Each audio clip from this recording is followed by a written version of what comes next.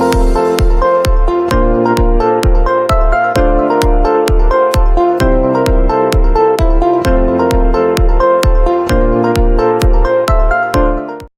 morning, good afternoon, good evening. Ladies and gentlemen, this is Learn English Fast. Aha kuri Iga Vuba Icyongereza. We teach you in a way that helps you learn and start speak the English you are learning. Tukwigisha mu buryo wiga ugatangira kuvuga Icyongereza uri kwiga. Let's first wish you a wonderful year of 2025. Reka dutangire tubifuriza umwaka musa muhire wa 2025. We learned a lot in 2024 and I believe we're gonna learn more in 2025. Twize byinshi muri 2024, muri 2025 tugiye kwiga ibirenzeho. Today we are going to go through 12 tenses. Uyu munsi tugiye kuba twakwiga ibihe 12 by'icyongereza so that we learn passive voice. Kugira ngo ubukurikiraho tuzakurikizeho passive voice. Kugira ngo wumve passive voice, you need to understand 12 tenses. If you really need to know English, it is better that you understand these 12 tenses. Niba ushaka kuvuga Icyongereza, kumenya Icyongereza neza, ni ingenzi cyane yuko umenya ibihe 12 by'icyongereza. That's what you are going to be dealing with. Ibi tugiye kwiga wabisanga muri iki gitabo, Understanding English Verbs. Understanding English Verbs in English and Kinyarwanda. This is the book that has all these tenses. Igitabo kirimo regular verbs, hakabamo irregular verbs, hakabamo modal verbs, hakabamo 12 tenses. Amasomo yibanze ukeneye kwamenya kugira ngo wumve Icyongereza wayasanga muri iki gitabo.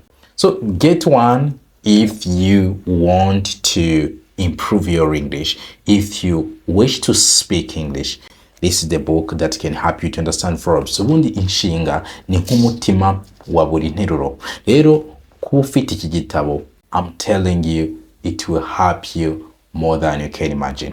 Kitabo cyagufasha gusumbya ko wabitekereza. So get one to work on your English. Kugira ngo twige rero passive voice, tugiye gukora revision, tugiye kugerageza tumanze twongere twumve 12 tenses, ibihe 12 bikoreshwa mu Cyongereza. Before we dive into the lesson, I want you to know that we can teach you wherever you are. Aho waba uri hose twakwigisha. If you are in USA, Canada, Europe, or any part of the world, and you feel like you want to be part of us, we can do follow up and make sure that you're speaking English confidently and fluently. Ubaye uri muri Amerika, muri Canada, muri Europe n'ahandi hose twakwigisha ukavuga Icyongereza udategwa ndetse wifitiye icyizere. Without further ado, now let's dive into the lesson of today. Let's learn tenses. The first one is simple present. Iyo tugiye kwa twaheraho niyo twita simple present. Ushatse wanayita present simple. Uko washaka niko wayita simple present cyangwa present simple. That's what we're going to start with. First of all, mbere yuko twinjira mu isomo, tugiye kureba uko dutondagura simple present. Simple present turaza kuba tureba aho ikoreshwa, ariko mbere ko tureba ngo ikoreshwa hehe, reka turebe uko ikorwa. Igihe ufite inshinga isanzwe. Dufata urugero verb to cook. To cook bisobanura guteka. Uravuga ngo I cook, ndateka. You cook, urateka. He cooks, she cooks, it cooks. Kuri hi na she na it twongeraho s. We cook, you cook, they cook. I cook, ndateka. You cook, urateka. He cooks, arateka. She cooks, arateka. It cooks, kirateka. We cook, turateka. You cook, murateka. They cook, barateka. Ibyo ukeneye kubanza wabimenya. Ku nshinga nyinshi iyo tugeze kuri he na she na it niho duhindura tukongeraho s. Hari aho tutabikora gutyo. Iyo inshinga irangizwa na o, urugero go cyangwa do. Inshinga ikaba irangizwa na double s, urugero miss cyangwa se his. Inshinga ikaba irangizwa na x, urugero mix cyangwa fix. Cyangwa se inshinga ikaba irangizwa na ch, urugero catch, match. Cyangwa inshinga ikaba irangizwa na sh, urugero brush cyangwa hash. Icyo gihe iyo tugeze kuri he na she na it twongeraho es. Okay? Reka dufate urugero rw'inshinga imwe muri izo. Dufashe urugero kuri brush. Brush ni ukuborosa.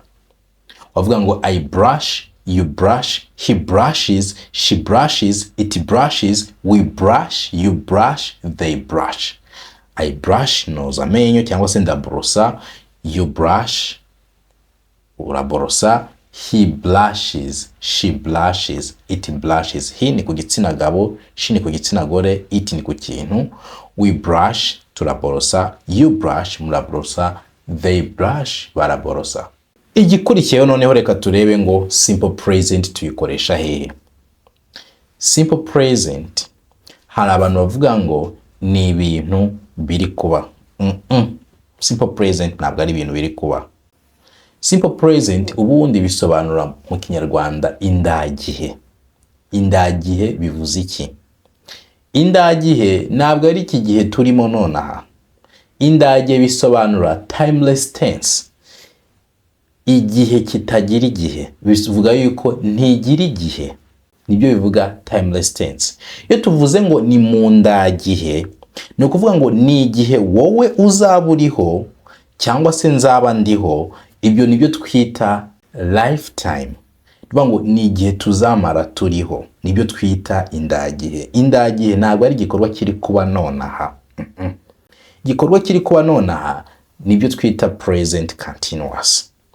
Impamvu ibi bihe 12 bigora abantu ni ukubera yuko mu Kinyarwanda ntabwo tugira ibi bihe 12. Ndahamya neza yuko mu Kinyarwanda utigeze wiga ibihe 12 by'Icyongereza. Iyo rero abantu bari kwiga Icyongereza baba bashaka gusanisha ibi bihe neza 100% n'ibihe by'Ikinyarwanda, ibyo ntabwo bishoboka. Okay? Ahubwo ukeneye kumva context, ukeneye kumva uko ibi bihe bigenda bikoreshwa. Icyo gihe nibyo bigufasha kubisobanukirwa. Simple present rero ntabwo ari igikorwa kiri kuba nonaha. Simple present ni igikorwa kibaho. Okay? Birashoboka yuko twagikoresha mu gikorwa kiri kuba nonaha, ariko ni igikorwa kiba ku kanya kigahita kirangira. Ibi byose uri buze kubisobanukirwa. Reka turebe ahambere. Simple present twayikoresha turi kuvuga igikorwa gisanzwe kibaho, kikabaho kisubiramo. Niba igikorwa kigenda kisubiramo, icyo gihe izaba ari simple present. Urugero, mvuze ngo I teach English. Nigisha Icyongereza, nkongera nkigisha Icyongereza, nkongera nkigisha Icyongereza. Icyo gihe I teach English. Cyase navuga ngo I teach English 5 days a week. Nigisha Icyongereza iminsi 5 mu cyumweru. Bivuga ngo buri cyumweru ibyo bintu bigenda byisubiramo. I teach English 5 days a week. Cyangwa se ushobora kuvuga ngo I work every day. Ndakora buri munsi. Niba uvuze ngo I work every day, ni igikorwa kigenda kisubiramo, ukoresha simple present. Cyangwa se I go to church every Sunday. I go to church every Sunday. Njya gusenga buri ku cyumweru. I go to church every Sunday. Icyo gihe ni igikorwa kiba buri ku cyumweru kigenda kisubiramo. That is simple present, my friend. Kiba kisubiramo. Ahandi dukoresha simple present ni igihe tuvuga general facts. Ni ibintu twese twemeranya yuko ari ukuri. Tuvuze ngo Kigali is capital city of Rwanda. Kigali is capital city of Rwanda. Kigali ni umurwa mukuru w'u Rwanda. Icyo gihe ni fact, nta muntu ushobora kwabihakana. Kigali niwe murwa mukuru w'u Rwanda. Icyo gihe that is simple present. I can say this suit costs 25 Rwandan francs. This suit costs 25 Rwandan francs. Iyi costume igura 25 by'amanyarwanda. Icyo gihe ni simple present kuko ndi kuvuga fact, ntacyo babihinduraho, niko bimeze. Icyo gihe dukoresha simple present. Ikindi gitangaje, dukoresha simple present tuvuga ibintu bizaba mu gihe kiri imbere. Ibintu bizaba mu gihe kiri imbere, icyo gihe naho twakoresha simple present. But icyo ugomba kwitondera, mu gihe wakoresheje simple present ugaragaza ibintu bizaba mu gihe kiri imbere, hagomba kubaho time period. Ijambo rigaragaza ngo bizaba ryari. You should have time period in your sentence. For example, nshobora ngo let's meet tomorrow. Let's meet tomorrow. Reka tuzahure ejo. Ndikoresha simple present. Let's meet. Meet iri muri simple present. Let's meet tomorrow. Reka tuzahure ejo. Ndikoresha simple present mvuga ikintu kizaba mu gihe kiri imbere. Another example, I can say call me next week. Call me next week. Call me next week. Uzampamagare mu cyumweru gitaha. Call me next week. Mfite call iri muri simple present, ariko ndi kuvuga ikintu kizaba mu gihe kiri imbere. Harimo week. Week ndi kugaragaza iyo ni time period. Call me next week. Iyo week ni time period, ndi kugaragaza igihe ikintu kizabera. Cyangwa se let's meet tomorrow. Tomorrow ni time period, iri kugaragaza igihe ikintu kizabera. Ahandi dukoresha simple present if something never changes, ikintu kitigera gihinduka. Ikintu kidahinduka, that is simple present. Aho naho dukoresha simple present. For example, dushobora kuvuga ngo the earth turns around the sun. The earth turns around the sun. Isi izenguruka izuba. The earth turns around the sun. Ndakoresha simple present kuko ndi kuvuga ibintu bidahinduka. Cyangwa se navuga ngo a day has 24 hours. A day has 24 hours. Umunsi ugira amasaha 24. Icyo gihe ntibihinduka, umunsi ugira amasaha 24, icyo gihe ndakoresha simple present verb to have. I think you got it. Nizere yuko ibi wabyumvise. Nari nakubwiye yuko dushobora gukoresha simple present mu gikorwa kiri kuba nonaha. It's possible. Nk'igihe abantu bari gutanga comment ku mupira uri kuba, twakoresha simple present. Nk'urugero nkavuga ngo he kicks the ball. Ateye umupira. Mu gihe navuga icyo gikorwa cyahise kinarangira, ni igikorwa kiba ko kanya ariko kigahita kirangira. Kiraba immediately kigahita kirangira. He kicks the ball. Ateye umupira. Icyo gihe tuzakoresha simple present. Nanone dushobora kuba twavuga ngo he shoots him. He shoots him nuvuga ngo aramurasha. Ari gihe ndi kuvuga ngo aramurasha yarangije kumuhamya, umuntu arangije kwikubita hasi. Birabaye ako kanya bise birangira. The kid falls down. Umwana aguye hasi. Ako kanya birabaye bise birangira. The kid falls down. Okay? That is how we use simple present. Ibyo niba ubyumvise umenye gukoresha simple present. You need to revise. Ntabwo ari ngombwa ngo uri kwihuta mu masomo utari kubyumva. Take a pause, ugerageze ukore n'ingero zawe. I'm telling you, this is a serious lesson. Niryo somo rya mbere riri serious mu rurimi rw'Icyongereza. Ntabwo wakumvira isomo ndi kukwigisha ngo uri kumva Icyongereza. But nunyuramo wirukanka, do it for your own lost. So let's see the next one. Tugiye kwikizaho present continuous. Igihe cyose, ndongera nsubiremo, igihe cyose tuvuze continuous, you must think about verb to be. Tuyita present continuous cyangwa se tukayita present progressive. present progressive cyangwa present continuous ni igikorwa kiri kuba nonaha ndetse gikomeje kuba. Icyo gihe rero dukoresha verb to be tukongeraho ing ku nshinga cyangwa se ing form ku nshinga turi gukoresha. Ubwo verb to be ugomba kuba uyize muri simple present, narayigishije hano ku buryo buhagije. Verb to be niyo dukoresha twarangiza tukongeraho ing form ku nshinga uri gukoresha. For example, I can say I am teaching English. Ndi kwigisha Icyongereza. Ni igikorwa ndi gukora nonaha ndetse nkomeje kugikora. Igihe tuvuze continuous haba harimo gukomeza kw'icyo gikorwa. I'm teaching English. Ndi kwigisha ndetse nkomeje kwigisha. I am teaching English. It is something that I'm doing right now and I'm continuing to do it.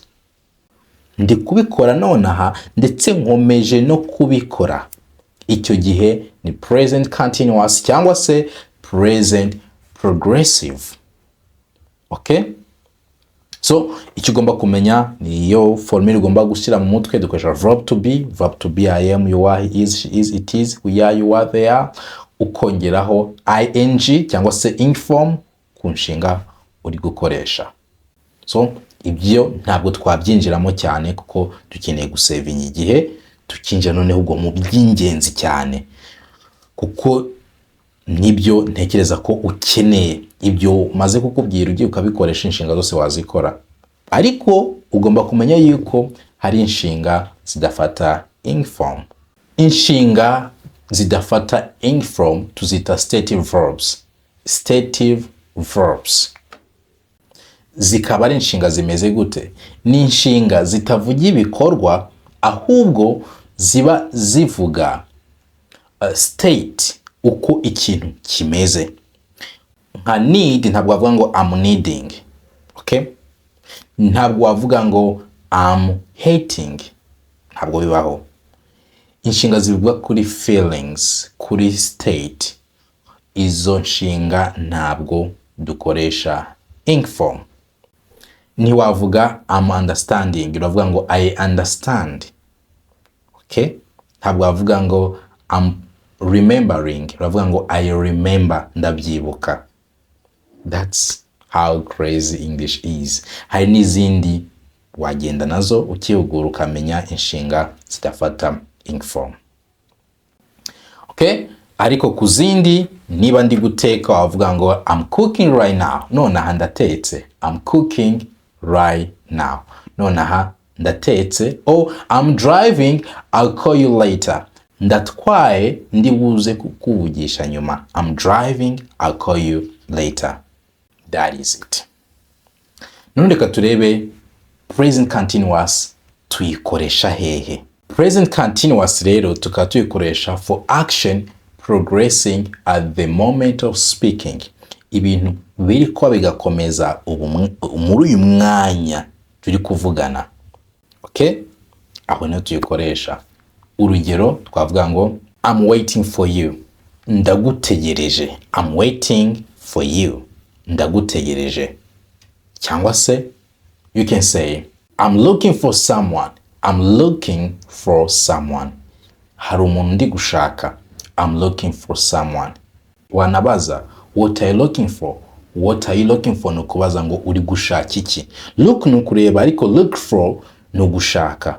What are you looking for? Uri gushaka iki.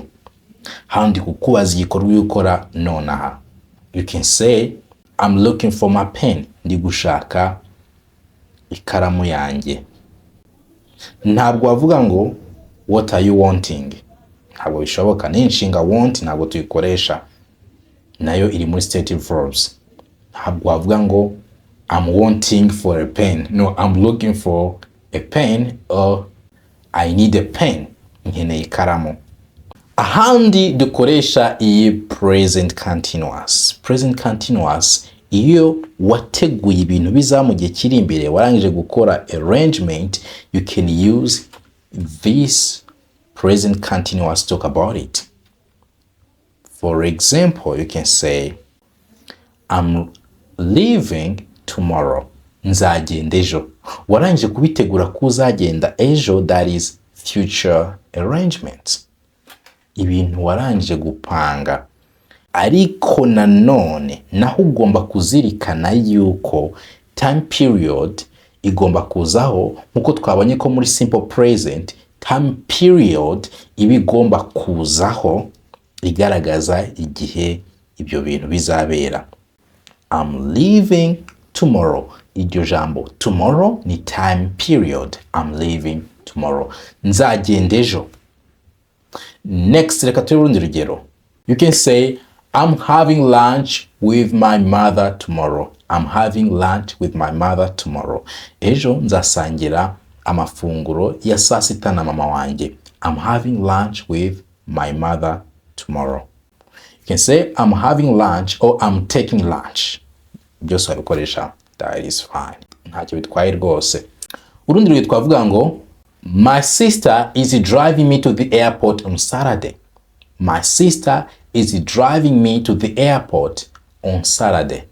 Mushiki wanjye azanjyana ku kibuga cy'indege kwa gatandatu. Twarangije kubitegura yuko azantwara kwa gatandatu. So it's already arranged. Byarangije gutegurwa. Icyo gihe dukoresha this present continuous. Urundi rugero twavuga ngo Tim and Joanna are joining us for dinner next week. Tim and Joanna are joining us for dinner next week. Tim na Joanna bazatwiyungaho dusangira amafunguro y'umugoroba mu cyumweru gitaha. Here we use present continuous. So tubonye ko present continuous tuyikoresha ku bikorwa biri kuba nonaha cyangwa se future arrangement tugaragaza ibintu bizaba mu gihe kiri imbere twarangije no kubitegura. That is it. Ahandi dukoresha present continuous ni igihe turi kuvuga something that is changing. Ibintu biri guhinduka, hari impinduka ziri kubaho. For example, I can say your English is improving. Icyongereza cyawe kiri kugenda gitera imbere, kiri kwiyongera. Your English is improving. Ndi gukoresha present continuous kubera ko ndi kuvuga impinduka ziri kubaho.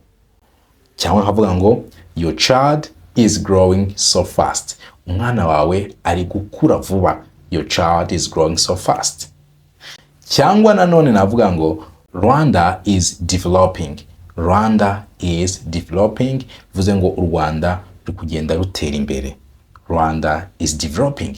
Ndi kuvuga impinduka. Kuva ari impinduka rero nkoresha present continuous. Nanone navuga ngo your health situation is going well. Your health situation is going well. Bisobanura ngo ubuzima bwawe buri kugenda bugenda neza. Your health situation is going well. Bivuga ngo hari impinduka ziri kubaho. Cyangwa nkavuga ngo my phone is getting cold. Telefone yanjye iri gukonja. My phone is getting cold. Hari impinduka ziri kubaho, niyo mpamvu ndakoresha this verb to be plus ing form. Ariyo present continuous. Verb to be, of course, muri simple present. So that is present continuous. Reka turebe in the tense. Here with me, I have books. Mufitiye ibitabo. This is vocabulary book. Igitabo kirimo inyunguramagambo z'Icyongereza ndetse n'Ikinyarwanda. This is dictionary of English and Kinyarwanda.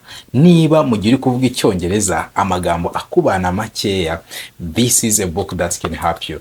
Igitabo cyagufasha mu gihe uri kuvuga ntabwo ukeneye kuba uri gutekereza ijambo ugiye gukoresha. You have to keep speaking, and this is the book that will help you with that. Ikindi gitabo kizagufasha ibyo.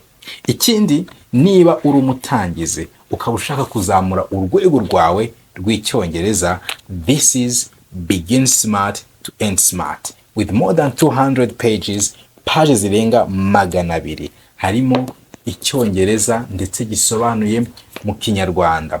200 pages harimo amasomo yibanze yose ku muntu ushaka gutangira ku Icyongereza ateguye neza ku buryo wumva ibyo uri kwiga ukabisobanukirwa. Iki gitabo niyo waba usanzwe uzi Icyongereza ushaka kuvuga ngo reka nige Icyongereza none nkihereye mu mizi, cyagufasha.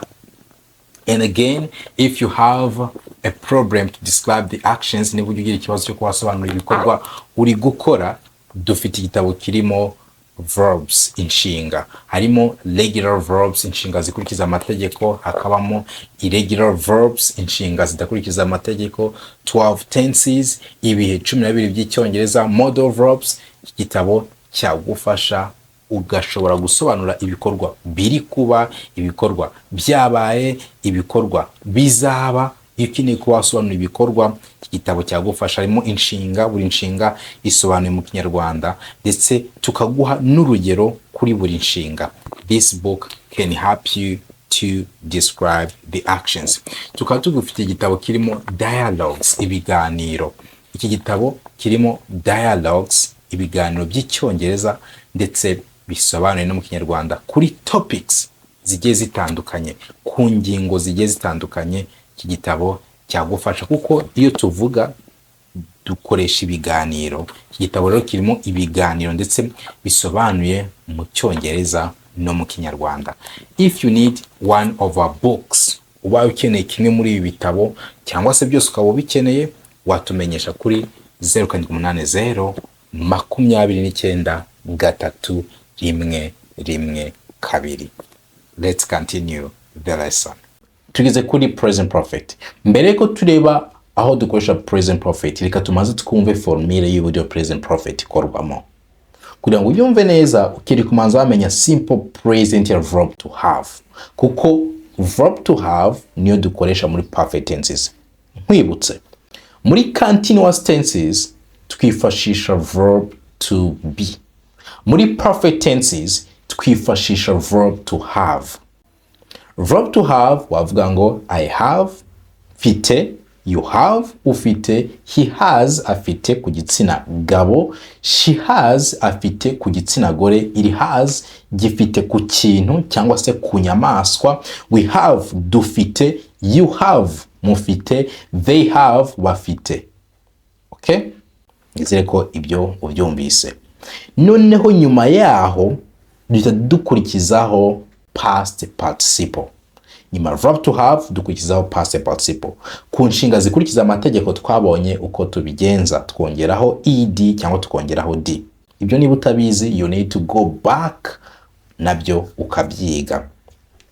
Ku nshinga zidakurikiza amategeko, ahaho ugomba kuba uzizi. Nta kindi kintu nagufashamo, irregular verbs, niyo mpamvu ugomba kwicara ukaziga seriously. Apana kuziga ku kigero cyo kuba uri gukekeranya, seriously ukazimenya neza. So that's why you need this book. Iki gitabo kirimo irregular verbs na regular verbs, cyagufasha gusobanukirwa ku buryo uvuga nta kibazo, kandi umaze kumenya tenses, Icyongereza kirorose. Noneho iyo ufashe iyi verb to have ukongeraho past participle, biba birangiye. Iyo niyo twita present perfect. That is it. Good. Reka turebe rero aho ikoreshwa. Ahambere tuyikoresha tuvuga ikintu cyabaye mu gihe cyatambutse ariko tutari kugaragaza neza igihe cyabereye. In the past but unspecified time. Okay? Tuyikoresha mu gihe cyatambutse ariko wongera ngo ariko unspecified time, tutagaragaza ngo gihe kineza neza byabereye. Tugira n'indi yitwa simple past. Simple past yo ni mu gihe cyatambutse but with a specified time, tukagaragaza ngo byabaye ryari. Ariko iyi present perfect iyo ntabwo tugaragaza neza igihe byabereye. Ni past ariko tutari kugaragaza neza ngo byabaye gihe ki. Let's see the examples. Reka turebe ingero. First, iya mbere twavuga ngo I've met several people in my life. I've made several people in my life. Mu buzima bwanjye nahuye n'abantu benshi. Ntabwo tuvuga several, we say several. I've met several people in my life. Nahuye n'abantu benshi mu buzima bwanjye. Aha ntabwo ndi kugaragaza ngo nahuye nabo ryari. I'm not being specific. Ntabwo ndi kugaragaza neza ngo nahuye nabo ryari. So I've met several people in my life. In I have met, iyo twahinnye turavuga I've met. Iyo uvuga Icyongereza, it is better that you practice to shorten. Ukoreshe impine, reduction, kuko nicyo Cyongereza abantu bari fluent babakoresha. I have met several people in my life. I've met several people in my life. Hamwe ndi guhita mbihina I've met. Nibyo bisoundinga neza, byumvikana neza cyane. Next. Urundi rugero twavuga ngo he's been in Kenya many times. He's been in Kenya many times. Cyangwa he has been in Kenya many times. He has been in Kenya many times. Nibyo biba he's been in Kenya many times. Yageze muri Kenya inshuro nyinshi. He's been in Kenya many times. Ndikuvuga ko yageze muri Kenya inshuro nyinshi ariko ntabwo ndi kugaragaza ngo ryari. Ubwo ni inshuro nyinshi ndi kugaragaza. Urundi rugero twavuga ngo we've already done the exam.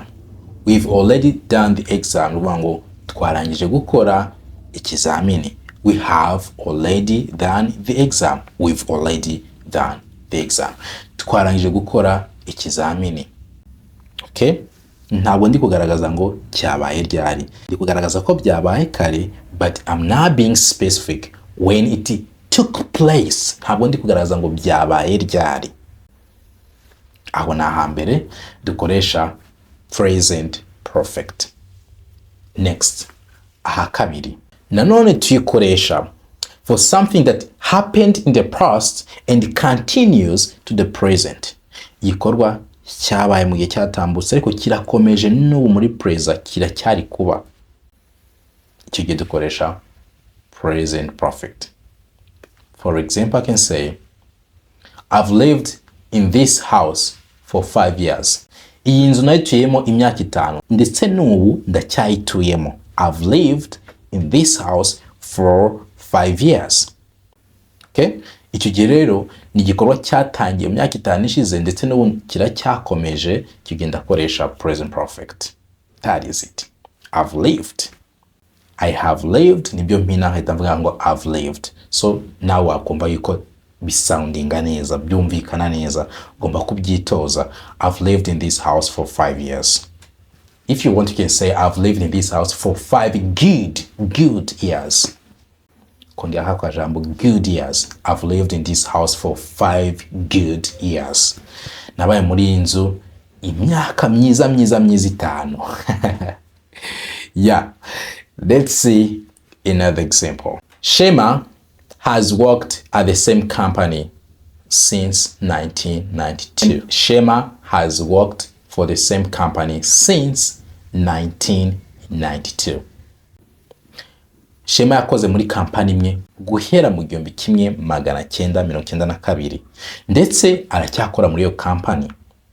Shema has worked for the same company since 1992. Present perfect amagambo zakunda kubonamo since na for. Iyo tuvuze since tuba turi kugaragaza igihe ikintu cyatangiriye. Iyo tuvuze for haba hagomba kugaragara umubare. Okay? For hagaragara umubare, since ni igihe ikintu cyatangiriye. Nibyo ntekereza ko ukwiye kuba bimenya. Urugero, for 2 weeks, for 3 days, for 5 months, for 2 years. Since yesterday, since last week, since last year. Ibyo nabyo ugomba kubimenya. Kuko uko tugenda tureba ni ingero uraza kugenda ubibona. Let's continue. Nanone tuyikoresha to talk about something that happened in the past but is still important. Ikintu cyabaye mu gihe cyatambutse ariko cya kintu kiracyari ingenzi, kiracyafite agaciro, kigiye dukoresha present perfect. For example, I can say I've just eaten.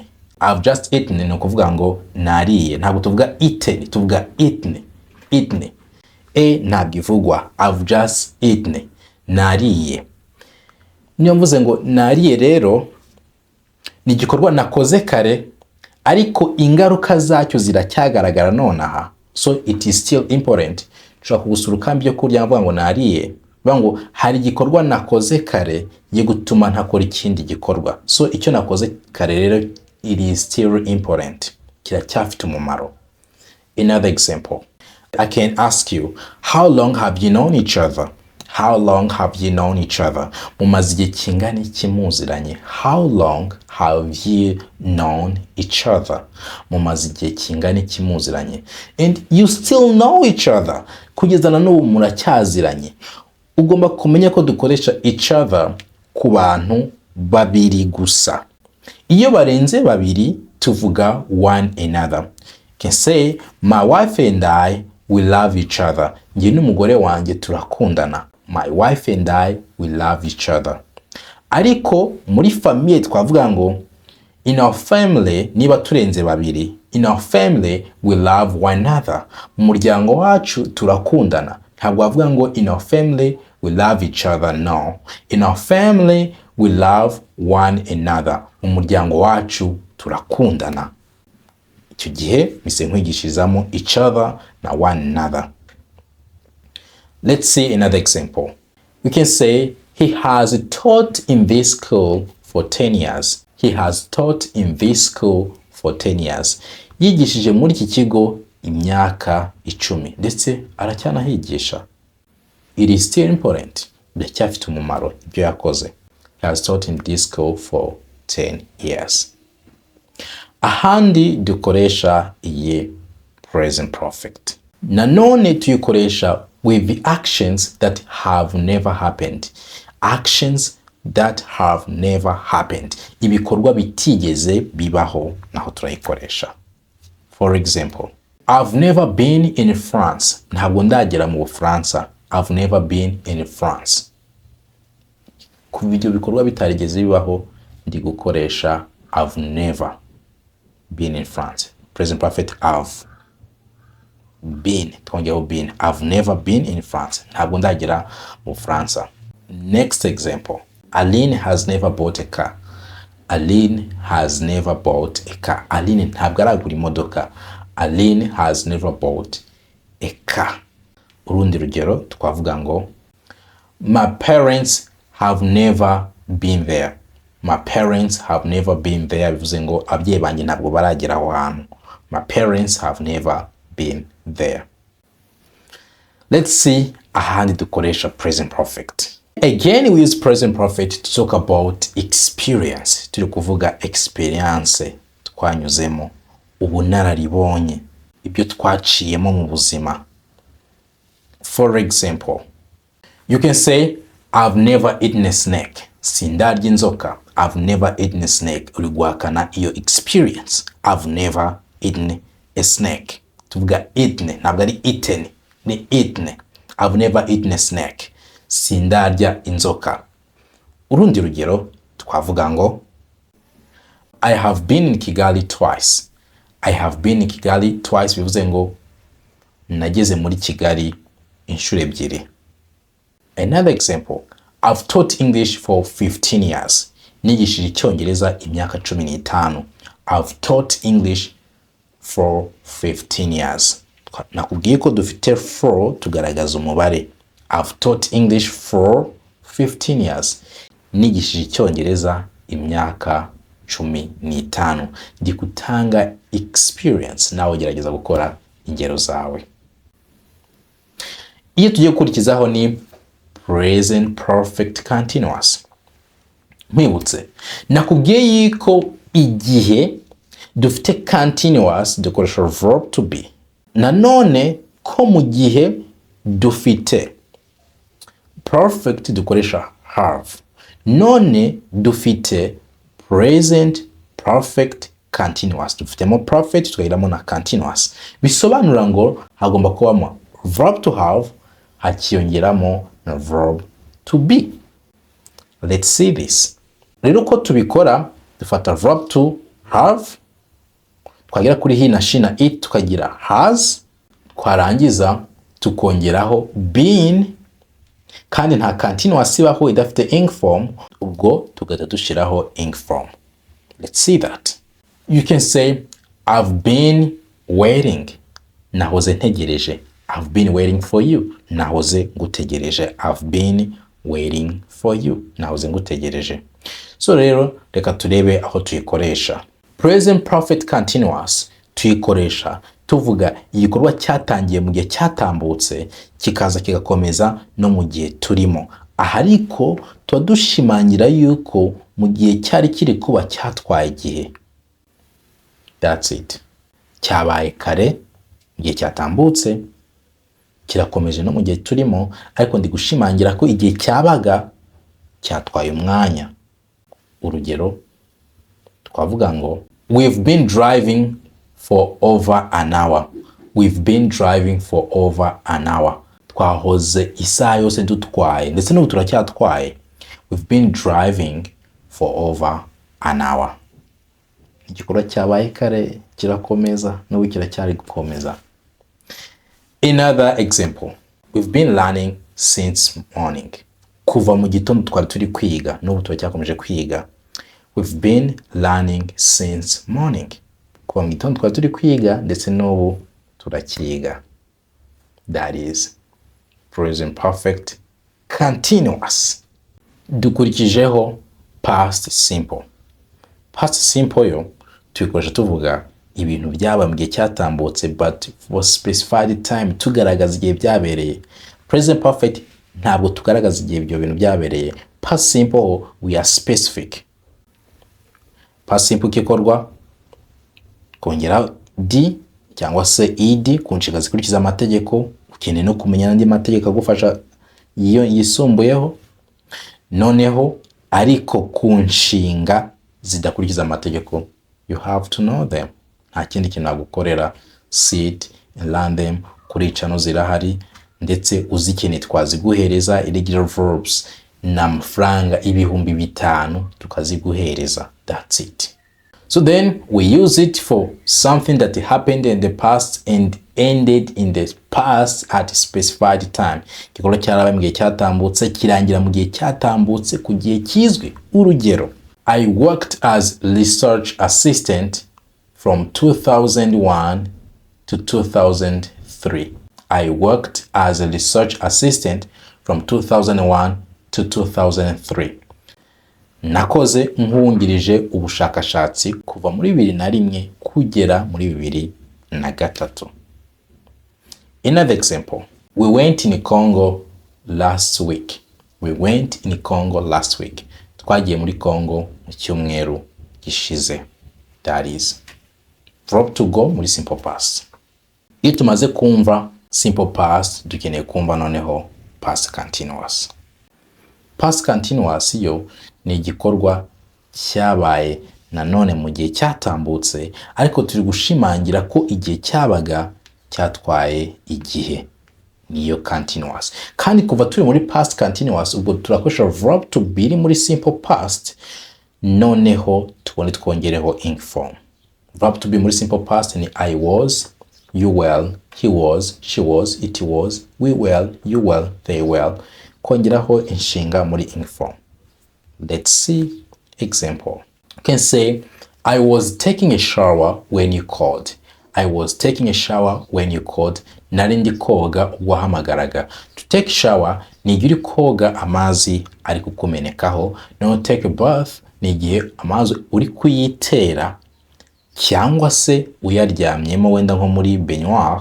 Okay, icyo gihe tubyita take a bath. Noneho to swim ni igihe uri kwidumbaguza. Ibintu byo twita to swim.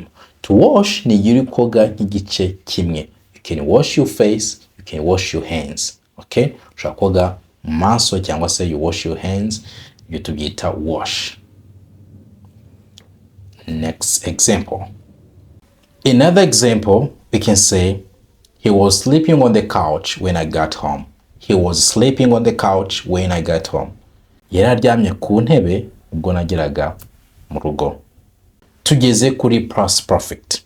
Iyi past perfect yo tuyikoresha mu gihe dufite past ebyiri, dushobora no kuba twazifite ariko mu mivugire uko tuganira bigaragara yuko harimo past ebyiri. Ari igikorwa kimwe cyabaye mbere y'ikindi. Habaye ibikorwa bibiri, kimwe cyabaye mbere y'ikindi. Icyo cyabaye mbere y'ikindi, icyo nicyo past perfect. For example, when I woke up, my husband had made breakfast. When I woke up, my husband had made breakfast. Ubwo nabyukaga, umugabo wanjye yari yateguye ibya mu gitondo. Hano igikorwa cyabaye bwa mbere nuko umugabo ateguye ibya mu gitondo mbona kubyuka. Nshatse navuga ngo my husband had made breakfast when I woke up. Nta kibazo. Another example. I realized I had forgotten to lock the door. I realized I had forgotten to lock the door. Nibutse ko nari nibagiwe gufunga umuryango. No kuvuga ngo igikorwa cyabaye bwa mbere no kwibagirwa gufunga umuryango, kubyibuka biza nyuma. I realized I had forgotten to lock the door. Realize byaje nyuma. Ibyo mpamvu tuvuga ngo I realized. Ibyo byaje nyuma. I had forgotten to lock the door. Nibagiwe gufunga umuryango. Tuvuga door, ntabwo ari door, tuvuga door. Good. Let's see next tense. Noneho iyo tugezeho ni past perfect continuous. Past perfect continuous tuyikoresha for action that continued up to another point in the past. Action that continued up to another point in the past. Bango ni ibikorwa bibiri byabaye mu gihe cyatambutse, kimwe cyarabaye kugera ku kindi gihe runaka. Aho niho tugira past perfect continuous. Hano tuba turi gushimangira ugukomeza kw'igikorwa. For example, I can say I had been teaching before I quit. I had been teaching before I quit. Nari maze igihe nigisha mbere yuko nza kuva kuri ako kazi. I had been working before they fired me. I had been working before they fired me. Nari maze igihe kirekire nkora mbere yuko banyirukana. Ndavuga ngo ni igikorwa cya kimaze igihe kiba ugera igihe runaka barakwirukana. That is past perfect continuous. Iyo tugezeho yo irorose ni simple future. Simple future ni igikorwa kizamu gihe kiri imbere, dukoresha will cyangwa se tugakoresha shall kuri I na we tuvuga igikorwa kizamu gihe kiri imbere. For example, we can say I will come tomorrow, nzaza ejo. I will meet them, nzahura nabo. Ariko kuri hose nshatse nakoreshaho will, kiretse none iyo ari ikibazo tugomba gukoresha shall. Urugero, shall I come in? Ese nakwinjira. Okay, shall we go there next week? Ese twagiye mu cyumweru gitaha. That is how we use will na shall. Another example, we can say Peter and John will make a good team. Peter and John will make a good team. Peter na John bazaba ikipe nziza. Ahandi dukoresha iyi will ni igihe turi gukora promise, turi gutanga nk'isezerano. Urugero, wavuga ngo I'll call you later. I'll call you later, ndibuze kuguhamagara. Cyangwa se when you are offering something, hari ikintu uri gutanga. When you are offering something, for example, we'll give you a ride home. We'll give you a ride home. Ngo turaguha lift tukugeze mu rugo. We'll give you a ride home. Ahandi tuyikoresha ni igihe turi gukora prediction, turi guteganya ibintu bishobora kuzaba.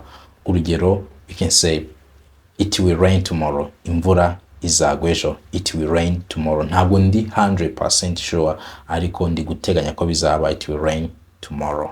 Nanone iyo muri restaurant ushaka gufata umwanzuro w'ikintu uri buze kurya, you can say I'll have spaghetti. I'll have spaghetti. Ngiye muraza kumpa macaroni. I'll have spaghetti. Icyo gihe uri gufata decision yako kanya, dukoresha will.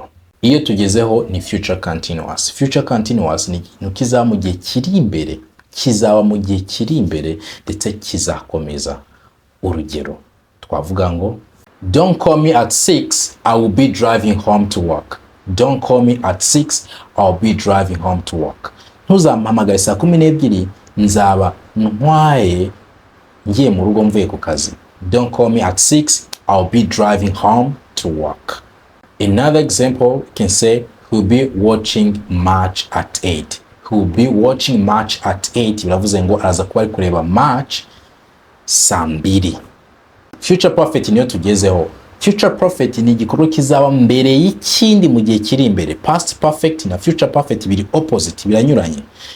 Future perfect ni igikorwa kizaba mbere y'ikindi, past perfect ni igikorwa cyabaye mbere y'ikindi. Future perfect, for example, ushobora kuvuga ngo I will have written a book before I'm 40. I will have written a book before I'm 40. Nzaba nanditse igitabo mbere y'uko ngira imyaka 40. Rero future perfect ko tuyikora dukoresha will, ukongeraho have, ukongeraho inshinga uri gukoresha. I will have written a book before I'm 40. Ntabwo kuri he na she na it dukoresha he will has, oya ni he will have, kuko inyuma ya will hose ntabwo dutondagura inshinga ikurikira will. Okay, ibyo ugomba kubizirikana. Another example, we will have traveled to different countries before 2026. We have traveled to different countries before 2026. So twarageze mu bihugu bitandukanye mbere ya 2026. Dukurikizeho future perfect continuous. Niba wumvishe future perfect continuous iroroshe anariyo tugiye gusorezaho. Future perfect continuous yo none igikorwa kizaba mu gihe kiri imbere kikaba mbere y'ikindi, ariko turi gushimangira yuko harimo ugutwara igihe kw'icyo gikorwa. Example, by the time the student graduates, mbere yuko abanyeshuri bajya ku graduatinga, bajya gusoza amashuri, they will have been studying for 6 years. They will have been studying for 6 years. Bazaba bamaze imyaka 6 bari kwiga. They will have been studying for 6 years. Ni kuvuga ngo mbere yuko icyo gikorwa kibaho, bazaba baramaze igihe kirekire bari gukora igikorwa cyo kwiga. Another example, by this time next year, I will have been learning English for 2 years. By this time next year, I will have been learning English for 2 years. Kugera ku gihe nk'iki mu mwaka utaha nzaba maze imyaka 2 ndi kwiga Icyongereza. By this time next year, I will have been learning English for 2 years. Bishatse kuvuga ngo bizaba byarantwaye imyaka 2 ndi gukora icyo gikorwa. So banga icyo gihe kizajya kugera nari maze imyaka 2 ndi kwiga. This brings us to the end of our lesson. Tomorrow we are going to learn passive voice. Kuva tukoze revision ya tenses kwa 12, ibihe 12 by'Icyongereza, ejo tuziga passive voice. Keep learning, keep growing. See you next time, and I wish you a wonderful year of 2025. We love you so much.